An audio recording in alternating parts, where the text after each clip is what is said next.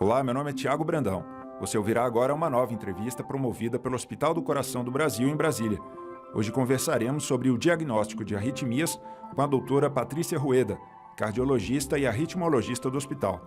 Olá, doutora Patrícia, obrigado mais uma vez pela entrevista. Oi, Tiago, eu que agradeço novamente, é sempre um prazer. Doutora Patrícia, a senhora poderia nos falar como é feito basicamente o diagnóstico de uma arritmia? Claro, perfeito. Bom, as arritmias, a gente já teve a oportunidade de ver em alguns outros momentos que elas podem ser tanto sintomáticas, ou seja, o paciente tem algum sintoma, ou assintomáticas, não tem sintoma nenhum. Então, das arritmias assintomáticas, a gente faz diagnóstico no eletrocardiograma ou no Holter ou outros monitores, incidentalmente, ou baseado em alguma outra coisa que o paciente tenha. Por exemplo, ele tem um AVC, uma das causas de derrame, né, é a fibrilação atrial, então eu começo a ir atrás de arritmias assintomáticas com esses exames de rastreio, eletrocardiograma, Holter, monitor de eventos e tudo mais. A outra vertente é quando o paciente já tem sintoma, e aí eu preciso saber se aquele sintoma do paciente, que em geral é palpitação, tontura, desmaio, tem a ver com uma arritmia em si. Então, o que é melhor para mim? Documentar o paciente a hora que ele está tendo sintoma. Então, um eletrocardiograma, ou ele está com o Holter a hora que ele tem o sintoma, ou eu ainda tenho outros monitores de evento que são de longa permanência para pacientes que têm sintomas mais esporádicos. Por exemplo, eu tenho um paciente que tem palpitações uma vez por semana. Aí eu posso colocar nele um aparelho que se chama Looper, que é um monitor de eventos. Ele vai lá e aperta um botão a hora que ele tem o sintoma, ele fica o tempo todo com o aparelho por uma semana ou 15 dias, e aí ele registra aquele traçado de eletrocardiograma. E aí eu consigo saber se aquilo é uma arritmia ou não é uma arritmia.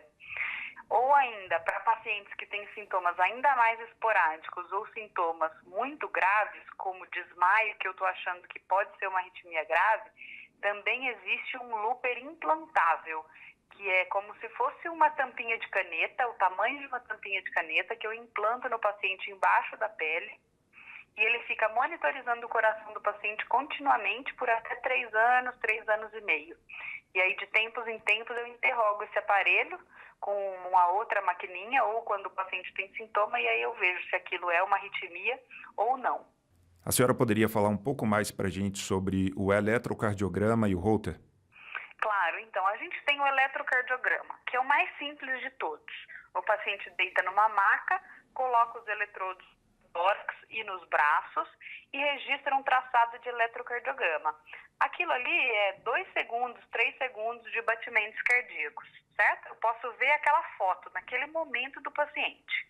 O que é o Holter? O Holter, eu coloco um gravador, coloco os eletrodos no tórax do paciente, ligo esses eletrodos por um fiozinho até um gravador, e aí esse gravador fica registrando 24 horas os batimentos cardíacos do paciente.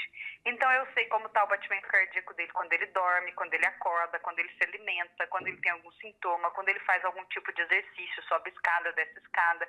Então eu deixo da foto, que é o eletrocardiograma, para um filmezinho de 24 horas. E aí eu tenho tanto o Holter de 24 horas, como eu também tenho o Holter de 7 dias, ou seja, ele fica registrando esse filme do paciente por 7 dias seguidos, e eu consigo depois resgatar todos os batimentos que o paciente teve nesse período. E aí eu vejo se ali teve ou não teve a arritmia que eu estou procurando. Então o Holter, ele é como se fosse um filme, um eletrocardiograma, mas num filme de 24 horas. Né? Consigo ter muito mais chance de detectar arritmias em relação a um eletrocardiograma pontual. Além do que, num Holter de 24 horas, por exemplo, que é um exame extremamente simples e disponível em qualquer lugar, eu consigo ver se esse paciente tem, por exemplo, extrasístoles, que é um tipo de arritmia. Quantas vezes essa extrasístole acontece nas 24 horas? Isso é super importante, porque se eu tenho 10 extrasístoles em 24 horas, isso não vai me significar muita coisa. Se eu tenho 10.000 extrasístoles em 24 horas, aí eu já posso estar diante de um problema maior. Então, na estratificação de extrasístoles, que é o tipo mais comum de arritmias não sustentado, é muito bom o Holter e é super importante, tanto para o diagnóstico como para o acompanhamento. E existe alguma recomendação prévia para quem vai fazer o exame do Holter? Existe sim. Então, esse aparelho ele fica conectado pelos eletrodos que são colados na pele do paciente. E ele é um aparelho eletrônico. Então, primeiro a gente tem recomendações em relação ao preparo da pele do paciente. A gente recomenda que para o melhor contato dos eletrodos com a pele do paciente e assim o eletrodo consegue enxergar melhor os batimentos do coração do paciente, que o paciente não use nada que possa atrapalhar nesse contato. Então, creme hidratante, até aqueles sabonetes com hidratante a gente deve evitar, não usar óleos. E na hora que o paciente vai instalar o aparelho, isso depende de clínica para clínica, mas no Hospital do Coração a gente sempre faz uma limpeza da pele, passa uma lixa muito fina, uma lixa muito fininha, não tem objetivo de machucar a pele nem nada, só tirar um pouco da oleosidade da pele para que o contato com o eletrodo fique muito melhor. E aí a gente consegue ter um traçado com muito mais definição e monitorar ainda melhor o paciente. Além do que, a gente recomenda que o paciente não use colchões magnéticos ou que fique próximo a regiões de muito magnetismo, né? Eu já tive um paciente, inclusive, que a gente precisou repetir algumas vezes até entender o que fazia a interferência no traçado dele. E era um radiocomunicador. Então, algumas dessas coisas eletrônicas podem influenciar no aparelho. Então, a gente sempre pede que o aparelho fique longe de aparelhos eletrônicos, radiocomunicador, celular, mas pode usar, essas coisas tudo pode usar. A grande questão mesmo é mais o preparo da pele, é o que mais influencia na qualidade do exame.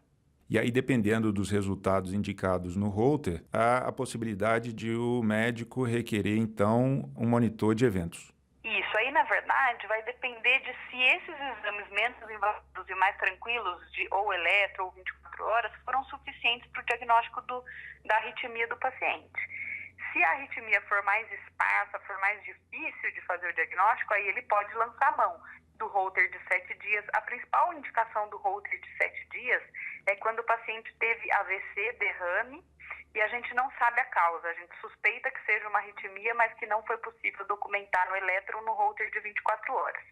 Depois o Looper é para pacientes sintomáticos, então ele vai ficar 7 a 14 dias com o aparelho e vai apertar o botãozinho exatamente a hora que ele tiver sintoma. E para os sintomas mais raros e mais graves, a gente pode considerar investir num equipamento que é de tecnologia muito mais avançada, o custo também é mais alto, que é o Looper implantável. Outra coisa que a gente também lança a mão para o diagnóstico é orientar o paciente. Olha, você tem uma arritmia. Quando você sentir essa arritmia, se a arritmia for duradoura, durar 30 minutos, 1 hora, você tem que ir para uma unidade de saúde e fazer um eletrocardiograma.